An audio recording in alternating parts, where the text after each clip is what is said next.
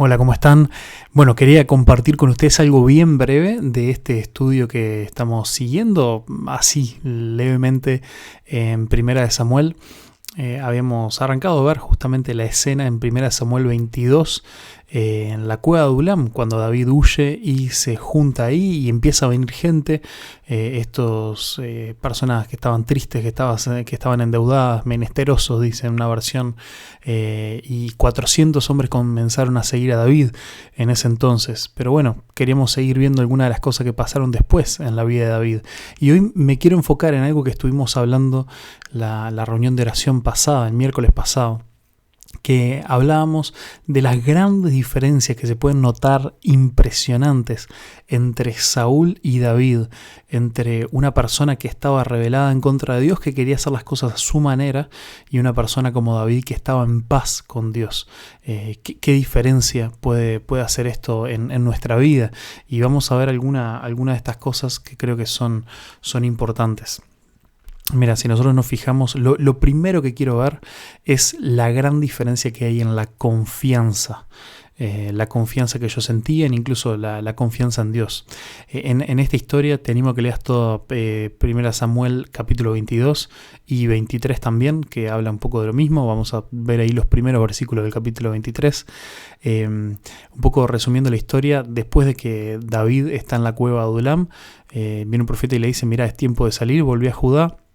Anda, y David volvió, hizo caso, y sin que él hiciera absolutamente nada, Saúl se entera y Saúl se vuelve como loco. Mirá acá en el versículo 7 y 8, Saúl se entera que David se había vuelto a Judá, se estaba acercando, y mirá lo que dice. Cuando Saúl se entera, dice: escuchen bien, hombres de Benjamín, le gritó Saúl a sus oficiales al oír estas noticias: ¿acaso este hijo de Isaí les ha prometido a cada uno de ustedes campos y viñedos? ¿Les ha prometido a todos hacerlos generales y capitanes del ejército? ¿Es por eso que han conspirado contra mí? Pues ninguno de ustedes me avisó cuando mi propio hijo hizo un pacto solemne con ese hijo de Isaí, ni siquiera sienten lástima por mí. Imagínense, mi propio hijo incita al hijo de Isaí para que me mate, tal como está tratando de hacer hoy mismo. Qué tremendo, la confianza de Saúl se había perdido por completo. No solamente que se había perdido, sino que Saúl se estaba creyendo sus propias mentiras. Nada de lo que él estaba diciendo era cierto. Ni David había venido para matarlo, ni sus hombres estaban conspirando para matarlo, ni siquiera ni su propio hijo. El pacto que había hecho con David era su amistad, pero jamás el hijo de Saúl le dijo a David: vení que te voy a ayudar a matar a mi padre. Nada de eso era cierto. Como decimos hoy, Saúl era un perseguido, estaba completamente loco. Porque bueno, habíamos visto una persona que no estaba en paz con Dios, que estaba siendo atormentada por espíritus desde hacía tiempo, y eso lo llevaba en ese momento a pensar de que todos estaban en su contra. Qué tremendo la cantidad de gente que nosotros podemos ver hoy en nuestro mundo, en nuestro alrededor. Quizá nos esté pasando a nosotros también, y ahí es donde tenemos que tener cuidado. Que a veces pensamos de que todo gira en torno a nuestro, todo se trata de nosotros, y a veces eso nos lleva también a llevarlo al lado negativo, de que la gente, ¿qué estarán diciendo?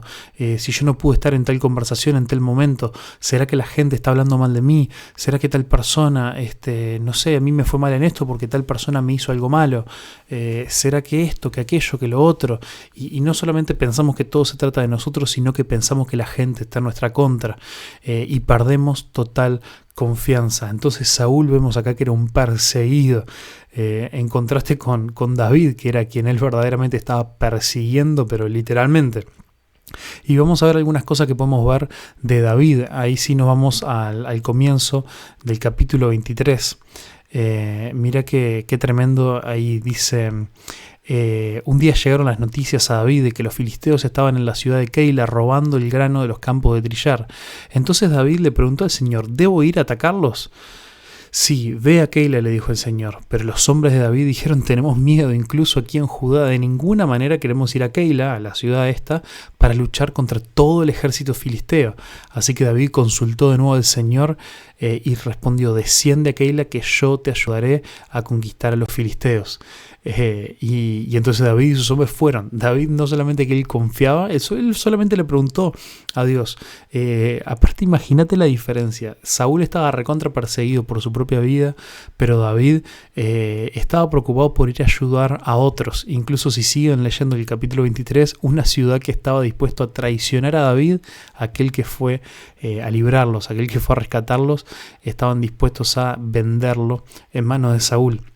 Sin embargo, David, preocupándose por esta gente, le preguntó a Dios, ¿podemos ir a ayudarlos? ¿Vos vas a estar con nosotros? Y Dios le dijo sí, y él confió, que le creyó a Dios, creyó en su protección.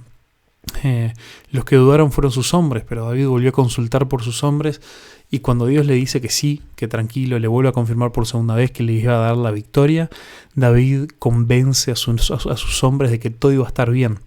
Y estos hombres que estaban llenos de miedo, que eran justamente estos hombres que habían ido a la cueva de Adulam a estar con David, a dejarse liderar por David, llenos de miedo, con un montón de problemas. Sin embargo, cuando vieron un hombre que confiaba en Dios, ellos dijeron, bueno, está bien, tenemos nuestras dudas, pero vamos a ir contigo. Si vos estás tan confiado, nosotros te queremos seguir. Qué diferencia impresionante. Saúl era un perseguido, David tenía confianza, Saúl acusaba a sus hombres, David inspiraba a sus hombres. Saúl se preocupaba de sí mismo, David estaba preocupado por la vida de otros, incluso aquellos con los cuales no le serían ni siquiera fiel a él después de esto. Así que impresionante. Todo esto podemos ver en esta relación entre Saúl y David en cuanto a la confianza. Y después la última cosa es el tema de la justicia. Mira qué tremendo lo que podemos ver en el capítulo 22. Podemos ver en el versículo 11. Dice entonces el rey Saúl inmediatamente mandó traer a Ahimelech. Ahimelech era un sacerdote. Vemos ahí después esta escena de que Saúl se vuelve loco, léanlo, de que uno de los hombres de Saúl, que no era israelita, era edomita, acusa y dice, yo estuve hace un tiempo en un momento en el que estaba David por ahí dando vueltas, y David estuvo hablando con este profeta, con Ahimelech, y le dio de comer y no sé qué, así que seguramente Ahimelech también está en tu contra. Entonces nada que ver, pero Saúl va corriendo, piden que se lo traigan a él, a toda su familia, lo confronta. Y bueno, vemos ahí, léanlo, pero es tremendo, crea realmente una masacre. Saúl crea una masacre en este momento. Él decide matar a Ahimelech, a su familia, y a todos, mata como 85 sacerdotes más, y a sus familias, y a sus animales, y a sus ganados, y absolutamente todo. Estaba completamente loco. Él toma justicia por mano propia. Primero, que su estándar, su forma de medir la justicia no era correcta, porque las acusaciones que le hizo a Ahimelech no eran ciertas, no era nada cierto, ellos no estaban planeando matarlo. Entonces, primero, su forma de medir la justicia era equivocada, y segundo, él decide hacer justicia por mano propia.